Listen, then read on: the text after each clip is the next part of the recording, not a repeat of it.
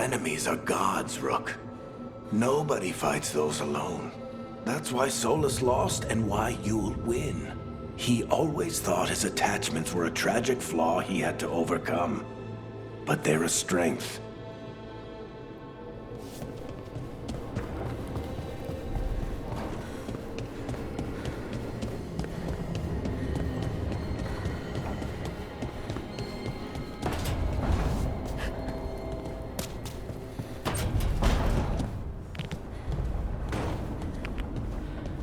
Hey, Davrin.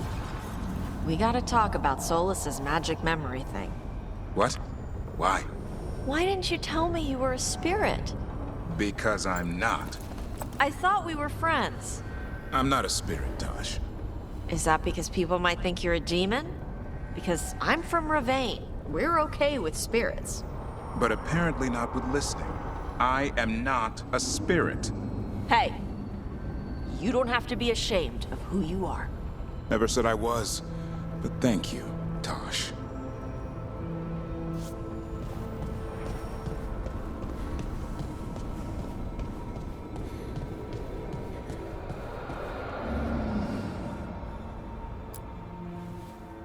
You seem at home here. Or is it a front? You know something I don't? So much for a straight answer. Nev, you don't strike me as an animal person. Besides cats, maybe. Oh, I'm not. Back home, you find a creature bigger than a cat, and it's probably half demonic. Damned if a third of the cats aren't either.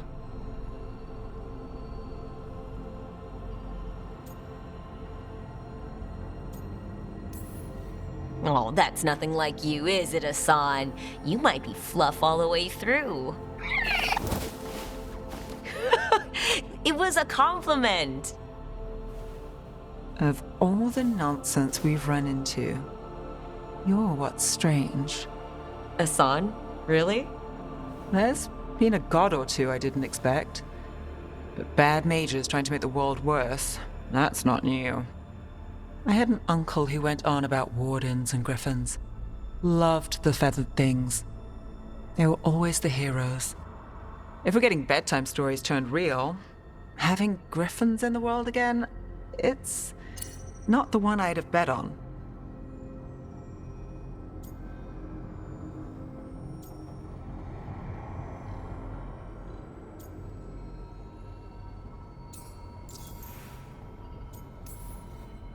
Were you close with your uncle?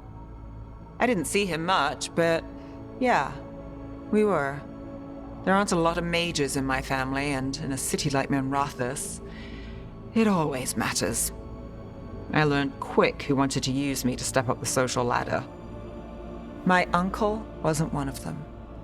He'd have talked your ear right off, Hassan.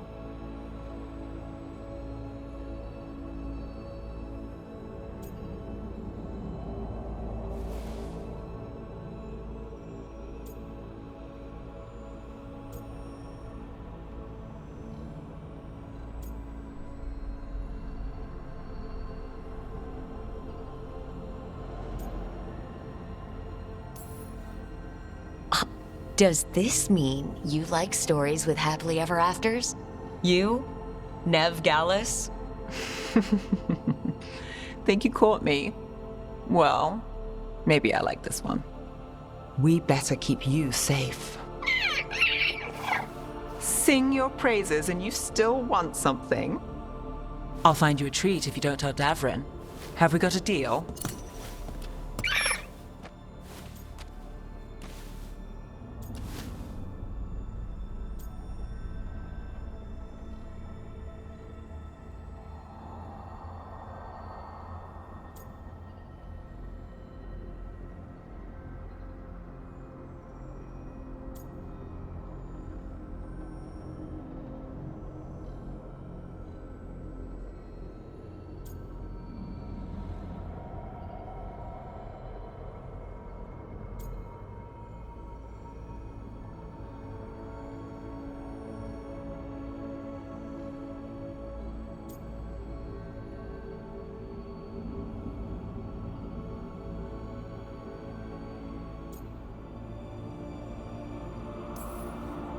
She doesn't sing praises for just anyone.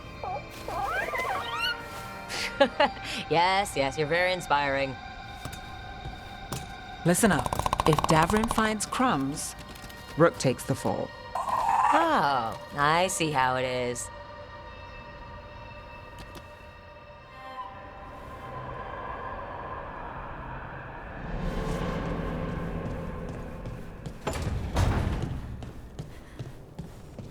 Thanks again for dinner last night, Lucanus. That cream sauce. A little mustard makes the difference.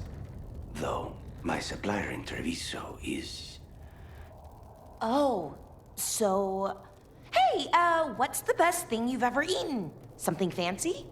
We ate a prisoner's nightmare. He dreamed a bloodthirsty tree with 10,000 branches. She was asking me, Spite.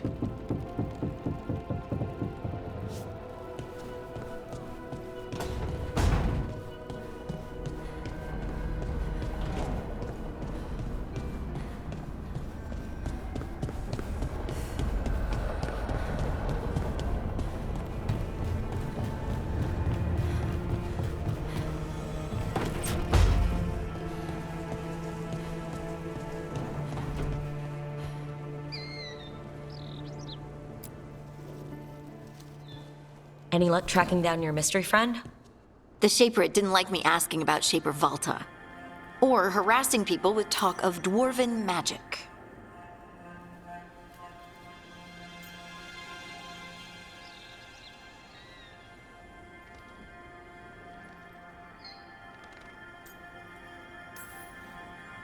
Wish we had time to head down there and show them what you can do. I don't think that would have helped. But think how satisfying it would be. Yeah. What's satisfying about being thrown in a Deep Roads prison? Orzammar takes its heritage very seriously. So what now? I was thinking, the voice said look to those closest to the stone. What if she never meant Orzammar? Huh? There's another great Tig, the original capital of the dwarves, Kalsharak. It was lost during the First Blight, and its people survived in isolation for hundreds of years. They re-emerged, some 20 years ago? And you think they're closer to the stone? Orzammar can't help. What have I got to lose?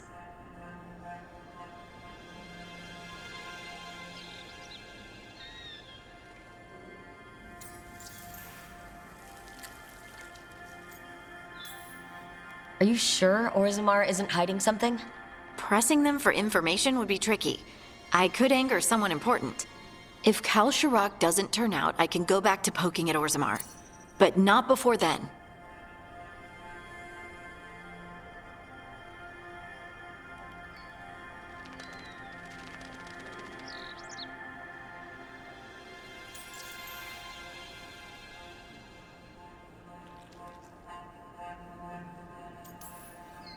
I'm curious about Kalsharak's isolation.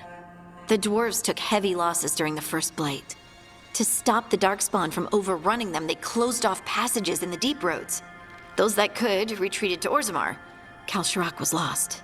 They abandoned the city and its people, sealed them away with the Darkspawn.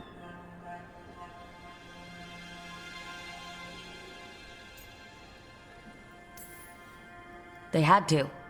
Lose a Tig or lose everyone. Children, families. It's unforgivable. Sometimes people have to do unforgivable things. You've heard, haven't you, that the Kalsharak dwarves were forced to change in order to survive.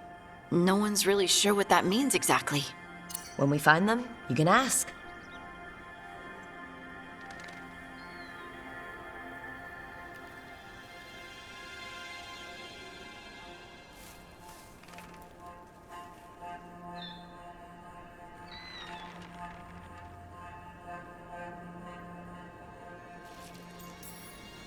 How do we get in touch with these Kalsharak dwarves? Already working on it. You don't spend 10 years in the Inquisition without making contacts. I should have a meeting set up by the time we're ready to leave.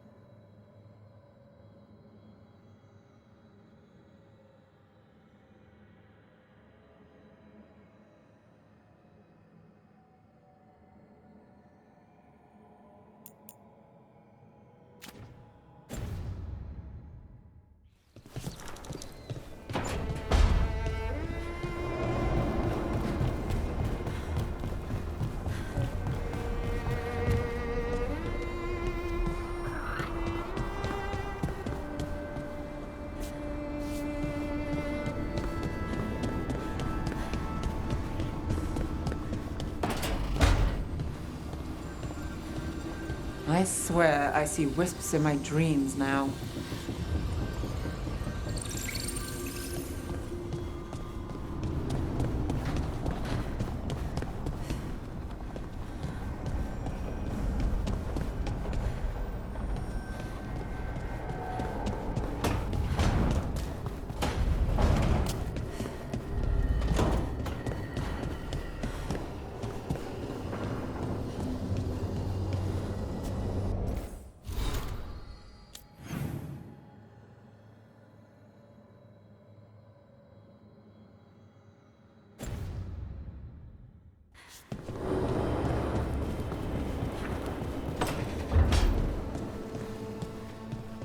Harding's been showing me some of her powers. She's come so far in such a short while.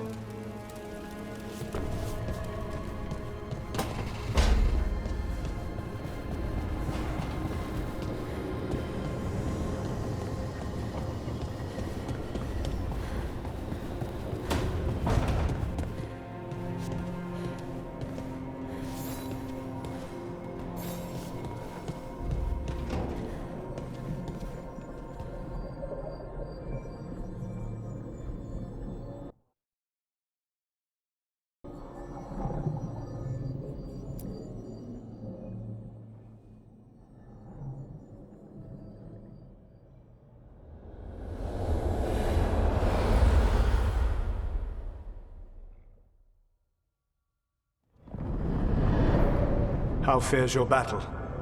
The gods are moving against Weishaupt and the Grey Wardens. We've heard rumors the Darkspawn are being led by an archdemon. And you have questions? I need to know how archdemons relate to the gods. Are they just like the Blighted Dragons, or are they something else? I also need to know how to deal with the gods if they show up at Weishaupt. I propose a bargain. I will answer your question if you answer mine. What? How are the Grey Wardens? Do they understand the truth of the danger yet?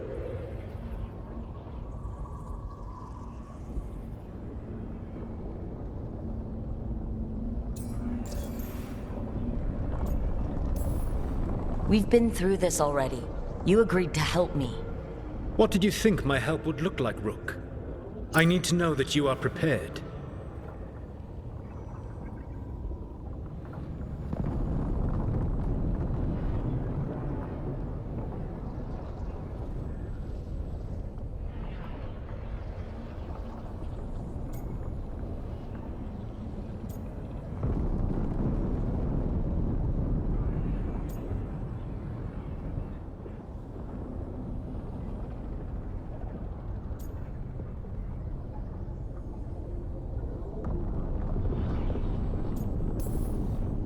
No. The First Warden still refuses to listen. As I feared. I tried diplomacy. I tried being firm. Nothing worked. When I asked you why you should be trusted to lead the fight, you said you were no stranger to fighting stronger opponents. That sufficed for me. But the Grey Wardens fight Darkspawn and Archdemons, foes no one else can stand against. They see themselves as the best prepared for this battle. You cannot defeat Elganan and Gillenane without the Wardens. What will you do to bring them to your side?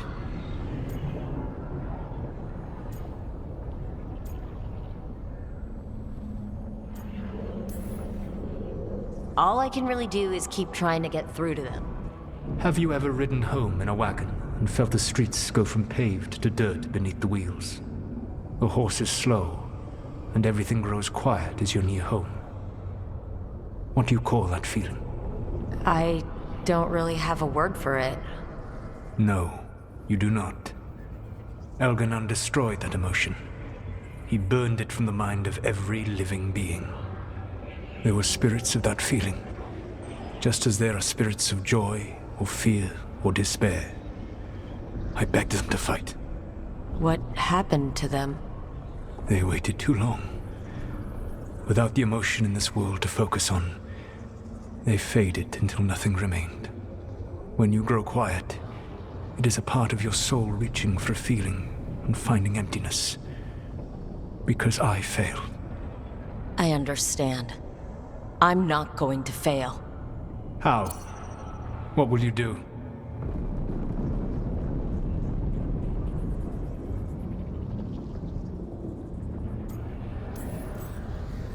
Whatever it takes. Easily said. But it will have to be enough for now. You have answered my question, and I owe you an answer in return. Yes. The old gods of Tevinter, the archdemons. There never were Tevinter gods. The archdemons, as you call them, were always merely the weapons of the Evanurus. Alright.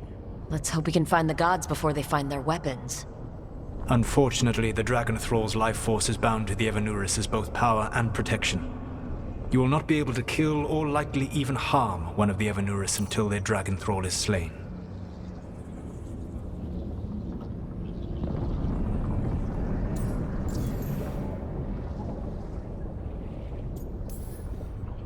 The old stories of the Tevinter gods have them whispering in the dreams of ancient magisters. How did they do that, if they were just tools of the elven gods? The archdemons were once high dragons. The Evanurus bound them as a source of power. When I imprisoned the gods, their dragons remained free. That was my mistake. How so? I never bound a dragon to myself, for I believed that to enslave another creature was immoral. As such, I did not understand the power that connection gave. I thought the prison I had made was perfect. But their dragons were the conduit through which they spoke to dreaming minds.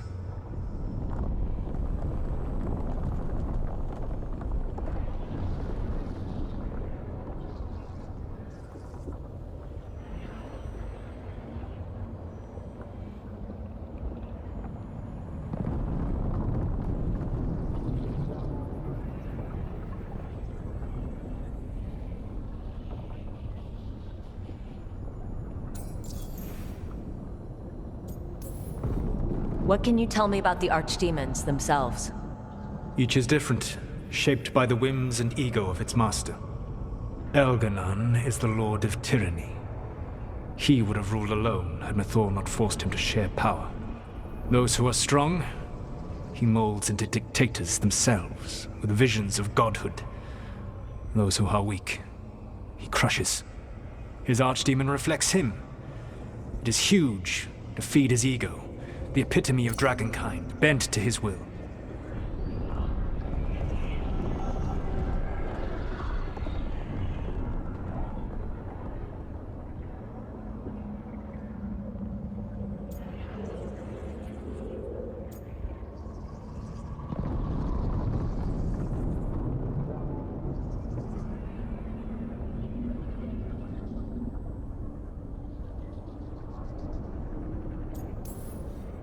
Damn.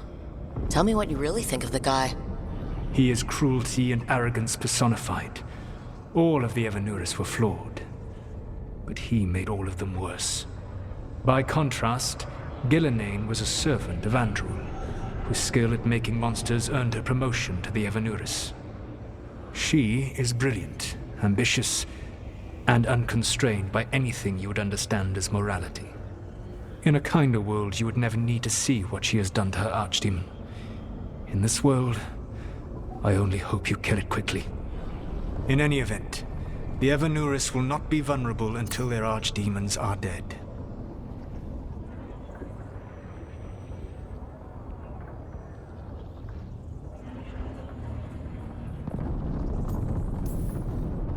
It says a lot about these talks that kill an archdemon is the easy part.